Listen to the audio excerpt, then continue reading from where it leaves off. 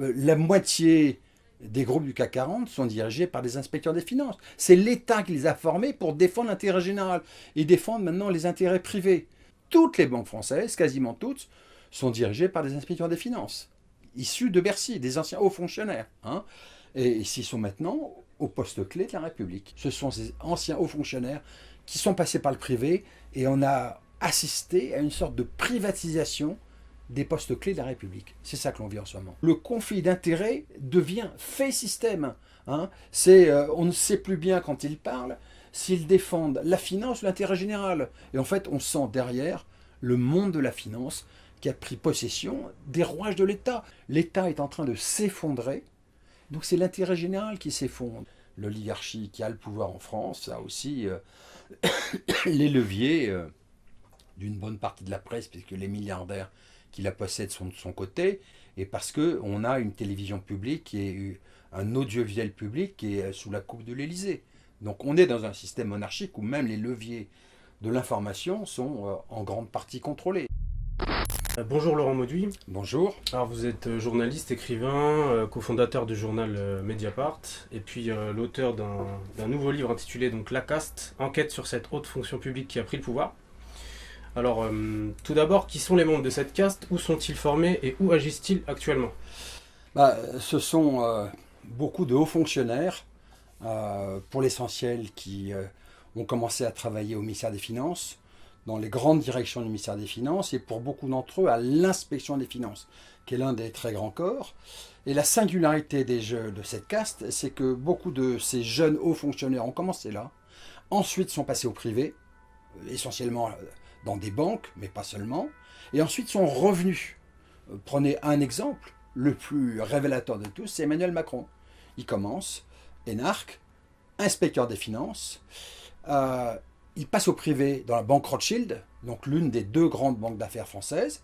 À la banque Rothschild, il est coopté par Jacques Attali, auquel Nicolas Sarkozy a confié une mission pour déréguler la France. Macron est le rapporteur de cette commission, donc il travaille pour Sarkozy.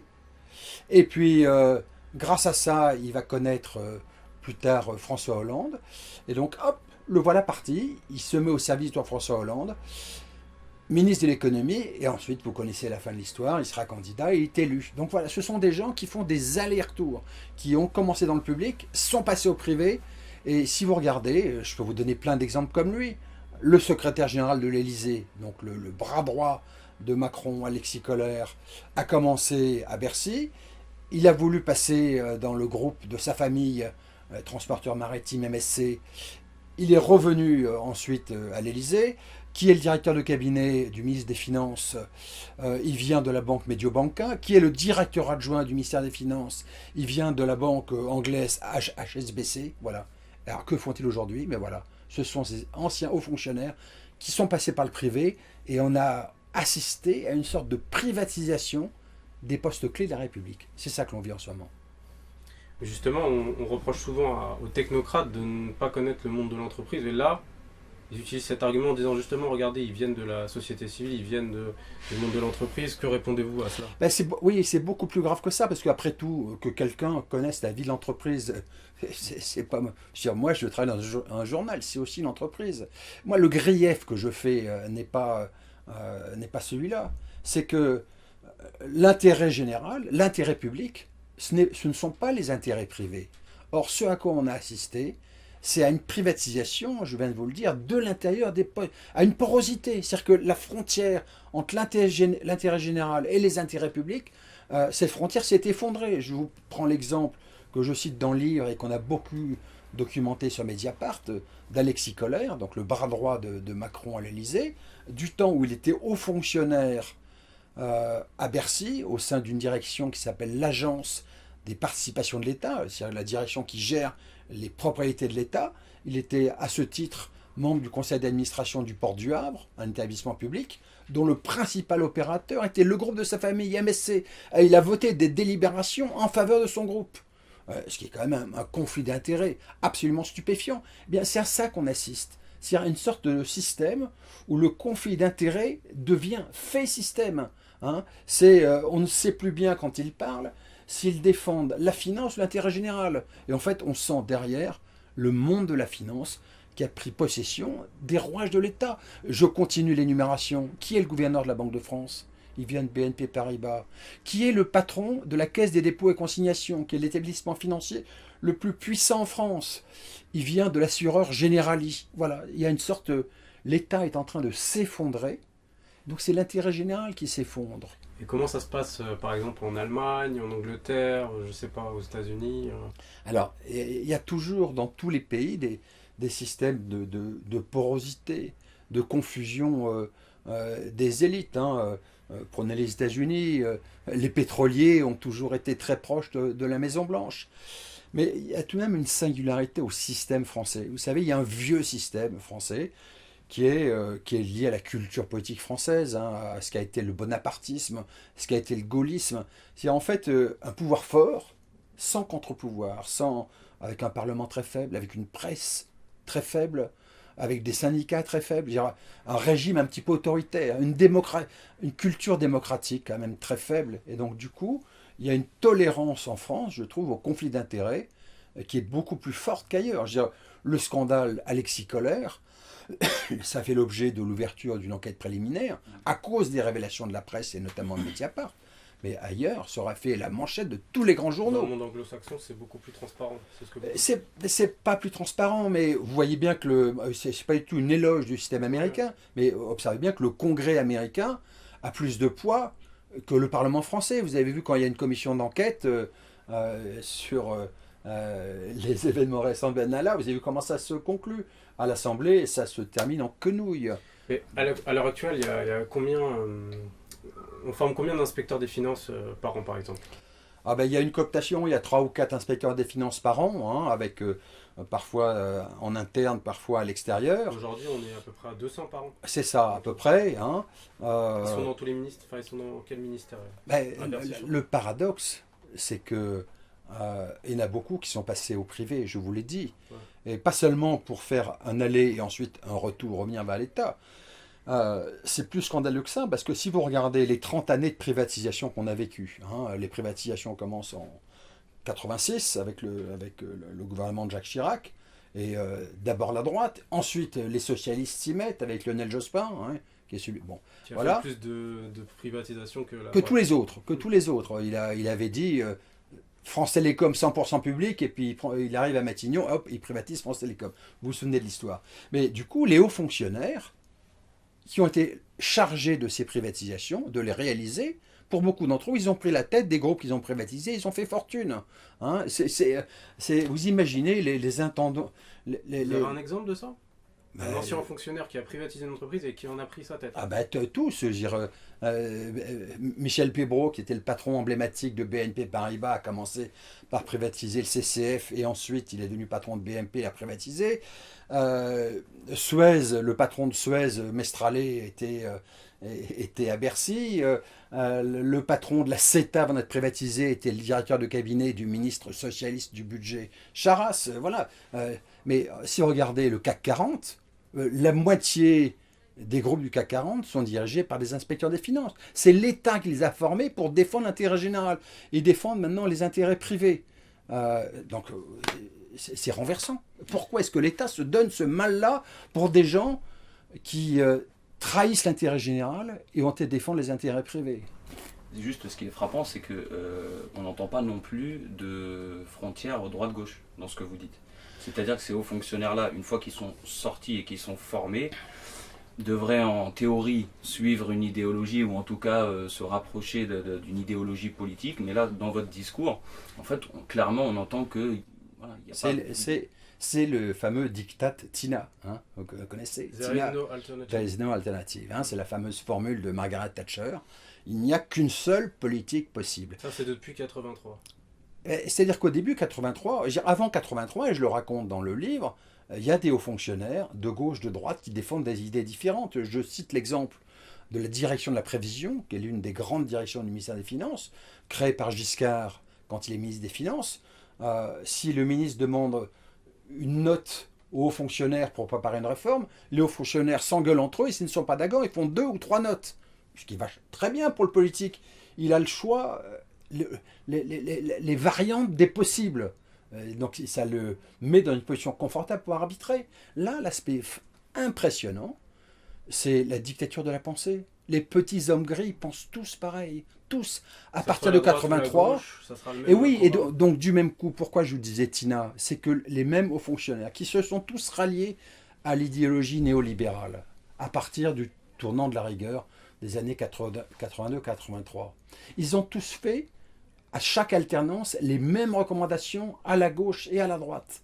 Ce qui a contribué, ce n'est pas le seul facteur, mais ce qui a contribué à ce que les politiques économiques et sociales de la gauche et de la droite se ressemblent de plus en plus au point de se confondre. Et donc du coup, ça explique en grande partie l'exaspération des citoyens qui se sont défiés de ces partis. Et au bout de l'histoire, vous connaissez l'épilogue, c'est l'élection qu'on a vécue avec l'écroulement des deux grands partis traditionnels de la droite et de la gauche. Toutes les banques françaises, quasiment toutes, sont dirigées par des inspecteurs des finances, issus de Bercy, des anciens hauts fonctionnaires. Hein, et s'ils sont maintenant au poste clé de la République. Et donc il y a un aspect...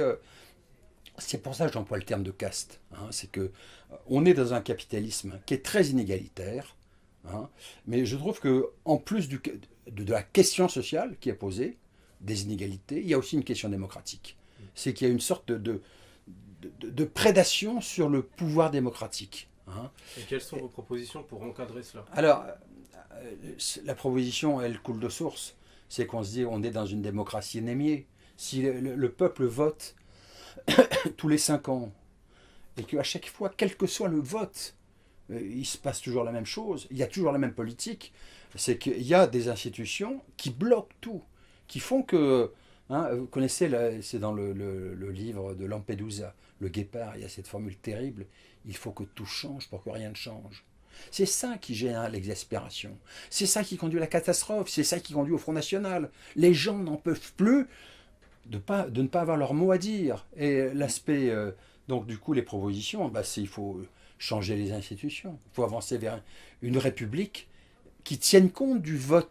Et moi je trouve qu'une vraie démocratie, c'est pas seulement on vote à un moment donné et puis rendez-vous dans 5 ans.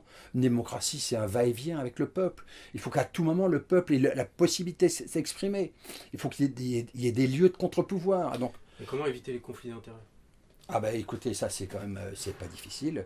Je vous fais observer que la loi réprime le passage du public vers le privé. Hein, c'est-à-dire que si sous 3 ans, vous passez dans une entreprise, quand vous êtes haut fonctionnaire, une entreprise privée sur laquelle vous avez exercé l'autorité publique, vous pouvez être condamné, gravement condamné. Hein. En revanche, quand vous allez du privé vers le public, il n'y a pas de loi. Or, c'est massif comme mouvement. Quel problème ça pose? Je vous donne un exemple. Pris au hasard, tiens, Emmanuel Macron, il est associé gérant chez Rothschild. Il devient ministre de l'économie. Pardon? Mais moi, j'aimerais bien que la loi me permette de savoir quel dossier il a traité chez Rothschild. Alors, je ne le sais pas, parce que, est-ce qu'ensuite, quand il devient ministre de l'économie, est-ce qu'il peut prendre des mesures qui avantagent certains des clients qu'il a eu avant? La loi ne pose pas cette question-là. Et donc, je trouve qu'il faudrait rétablir des frontières, que la loi rétablisse des frontières pour déterminer ce qu'est l'intérêt général, ce que sont les intérêts privés et l'interdiction de conflits d'intérêts. Donc ça, c'est simple. Il y a des mesures plus particulières, mais moi je suis très très choqué par le système de formation des élites qu'il y a en France, hein, avec l'ENA, l'École nationale d'administration. En fait, la question qui est posée à travers ça, c'est est-ce que la République en France a déjà eu des hauts fonctionnaires qui adhéraient à ces valeurs? C'est quand même une question grave. Hein.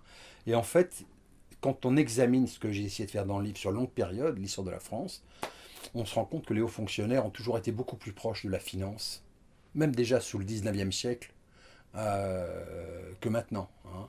Et donc, il y a des très grands républicains qui se sont bagarrés contre ça, en disant il faut que la République ait une haute fonction publique qui la serve.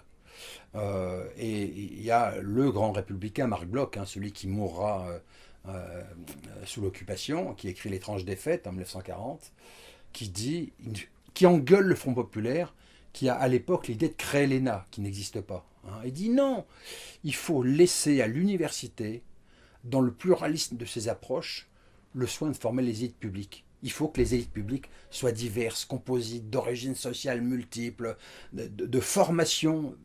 Pourquoi est-ce que... À l'image de la population. À l'image de la population. Il ne faut pas qu'il y ait une école spécialisée qui conduise les gens dans un conformisme d'idées à penser tous pareil. Voilà. Et donc, en fait, à la Libération, le projet des Républicains a été détourné. Voilà, donc je pense que c'est ce combat-là qu'il faudrait reprendre. Laurent Mauduit, en fait, ça appelle vraiment plein de questions, ce que vous dites. Et une en particulier, c'est que, bon, même si c'est un peu lié donc, à l'institution elle-même, à l'institution républicaine, le fait qu'il y ait eu toujours ces petits rapprochements et que ça se soit donc, accentué à partir des années 80, mais ça appelle la question, alors sans complotisme, mais qui serait responsable de cette fracture, de ce virage qui a amené les hautes institutions à être complètement liées à la finance et quelle que soit la droite ou la gauche, à conseiller le même chemin. Mais je pense que c'est un vieux penchant français de régime autoritaire. Le Second Empire, le bonapartisme, le gaullisme, tout est construit sur le face-à-face entre le monarque républicain et le peuple. Et tout ce qui s'interpose dans ce face-à-face est illégitime. Or, la haute fonction publique, quand on voit Macron arriver dans le paysage politique, on se dit tiens, il est très libéral, ultra-libéral en économie. Il sera peut-être libéral au sens anglo-saxon du terme. Or, pas du tout. Et on comprend bien pourquoi. La haute fonction publique de Bercy, elle est pressée. Elle considère qu'elle sait ce qui est bon pour le peuple, même si le peuple ne le sait pas. Donc ils veulent aller vite. Et donc, d'un seul coup, ils se disent tiens, les institutions, c'est formidable parce que ça nous permet d'aller vite. De faire 15 réformes, enfin ce qu'on a vu avec Macron. 15... Justement, le prélèvement à la source, est-ce que ça vient de la caste et en quoi cela pose problème ? Typique. La caste, Macron n'a rien inventé. Macron, dans ce qu'il a fait, il n'y a pas d'imagination. Il a pris les réformes qui dorment depuis 15 ans ou 20 ans dans les tiroirs du ministère des Finances. Et c'est ça qui fait le comportement très arrogant de cette caste. C'est qu'ils disent, prenons la retraite, mais on sait tellement bien depuis tellement longtemps, depuis le livre blanc de Rocard dans les années 1990, que mais pourquoi refaire des concertations, des négociations? On sait ce qu'il faut faire, allons-y. Et donc, on va basculer vers la retraite par points, qui change totalement le principe de la retraite solidaire sur lequel était assis le modèle social français. Le prélèvement à la source, exactement la même chose. C'est simplissime. Mais moi, j'ai écrit, j'ai essayé de documenter le fait que le prélèvement à la source, d'une part, c'est très très injuste parce que tous ceux qui vont rentrer au chômage vont perdre quand le prélèvement à la source va arriver parce que l'ancien taux d'imposition restera pendant un bout de temps. Et puis deuxièmement, parce que ça va pousser vers un système qui est simplifions, avançons vers un taux unique. Or, la République, c'est chacun paie au prorata de ses facultés contributives, donc plus on est riche, plus on paye. C'est ça qui à terme sera remis en cause, et donc c'est très inspection des finances, donc, encore au service très néolibéral. C'est cassons l'impôt républicain qui est un impôt progressif. Mais comment se fait-il que Macron, depuis qu'il est élu, réussit à appliquer ses réformes tous azimuts, alors que Juppé avait échoué? Parce que je pense qu'il y a d'une part un aspect de crise politique beaucoup plus avancé maintenant, de crise démocratique. On l'a vu avec l'implosion du Parti Les Républicains et l'implosion totale du Parti Socialiste pendant l'élection présidentielle. Donc je pense qu'il y a un aspect... puis Macron prend le pouvoir comme il le dit lui-même. Il dit j'ai pris le pouvoir par effraction. Il y a un aspect de chance historique pour lui. Il y a une configuration des astres politiques tellement improbable. Et je pense qu'il y a un aspect de... Le pays a été tétanisé pendant un bout de temps. Je veux dire, comment vous faites pour vous bagarrer? Alors je ne rentre pas ensuite dans les détails, une confédération force ouvrière qui a totalement trahi ses propres adhérents pour... Bon, bref, la loi travail, le Front social ne s'est pas formé. Mais c'est vrai que ça pose une question, même force ouvrière. Enfin, mais il y a une forme de tétanisation, mais en même temps, on sent bien maintenant que le pays se cherche, que l'exaspération va reprendre, et que l'exaspération, dans un régime autoritaire, elle se porte vers la tête d'épingle, vers le sommet du pouvoir. Et puis il ne faut surtout pas oublier que Macron a été élu avec 18% des voix des inscrits. Et que s'il est élu, c'est d'abord par un vote rejet anti-FN. Et donc tout ça, et c'est ce qui est terrible, on retombe à nouveau sur la question des institutions de la Ve République, qui sont les institutions du coup d'État permanent. Ces institutions permettent à un homme seul, minoritaire dans le pays, d'imposer sa volonté au pays. Ah mais combien de temps? C'est la question qui est devant nous. La gauche est-elle morte en 83? Ah oui, oui, ben oui. C'est terrible à dire parce que il y a tellement de gens qui ont été aveugles à ce moment-là. Tellement de gens. Parce que vous vous souvenez, la formule de Lionel Jospin, la parenthèse de la rigueur. La parenthèse. Ah oui, Ça veut dire qu'un jour, effectivement. on ouvre la parenthèse, on va la refermer. Alors en fait, on rentre à ce moment-là dans une période d'austérité permanente. Hein. Quelles que soient les richesses produites par le pays, il est plus possible de les partager. Et puis avec un discours public culpabilisant. C'est le salaire qui crée le chômage. Si vous êtes trop payé, le pays vit au-dessus de ses moyens. Alors qu'on est l'une des très grandes puissances économiques mondiales. Non, impossible de partager. Et on dit ça alors qu'au même moment, les classes dirigeantes, on voit bien que la fortune s'accumule, que les PDG du CAC 40 s'arrosent de rémunération. Bon, voilà. Et donc, je pense que il y a... Mais vous appelez donc clairement à des changements d'institutions voilà, complets pour pouvoir solutionner le problème. Je pense qu'il y a le pays a devant lui deux questions majeures qui exacerbent Macron, qui est la question sociale. Je pense qu'il y a des fractures sociales tellement fortes dans ce pays, 9 millions de chômeurs, 5 millions de demandeurs d'emploi dans des formes multiples. Donc la question sociale et la question démocratique qui se surajoutent.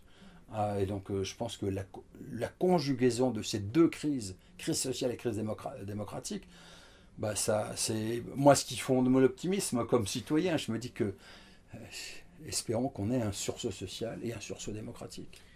Mais si on change de république, ne va-t-on pas retourner dans cette 4e république qui était très instable?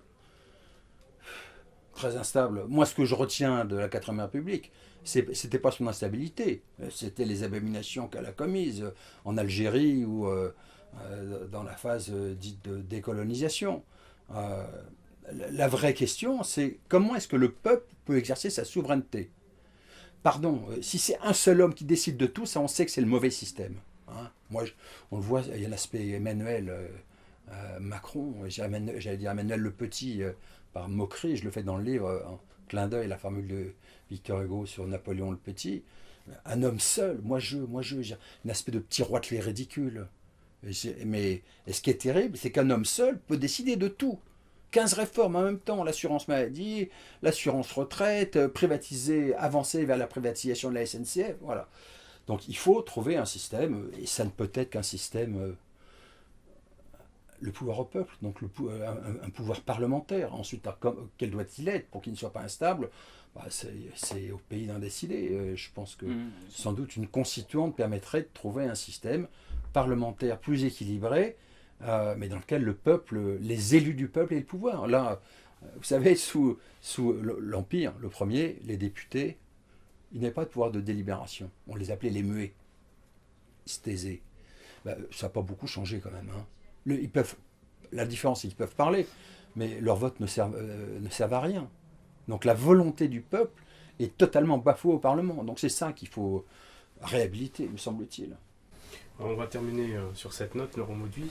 Puis on rappelle donc que vous avez sorti donc, le 6 septembre La Caste, enquête sur cette haute fonction publique qui a pris le pouvoir. Et puis à bientôt sur la Tribune des Pirates. Et merci beaucoup. Merci à vous.